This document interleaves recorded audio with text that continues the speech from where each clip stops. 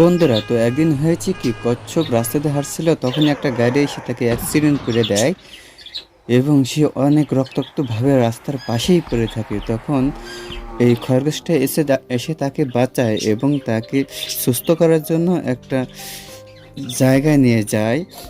সেখানে যেয়ে তাকে ব্যান্ডেজ করে দেয়, তাকে ভালো ভালো করার জন্য। এরপর তাকে সমুদ্রের পাড়ে নিয়ে এসে সুস্থ করে সমুদ্রে আবার ফিরিয়ে দেয়। তো এরপরে হলো কি, সেই খরগোশটা একদিন রাস্তার পাশ দিয়ে যেতেছিল, তখন অনেক বিদ্যুৎ চমকায়, এতে সে ডুবে যায় অনেক নদীর গভীরে। তখন তাকে সেই কচ্ছপটা দেখতে পায় এবং তাকে বাঁচিয়ে নেয়। তো বাঁচানোর পরপরই সে তাকে সুরক্ষিত জায়গায় নিয়ে আসে এবং সেই কচ্ছপের বাচ্চাটা তখন চলে আসে। বন্ধুরা, সবাই লাইক করে দেবেন।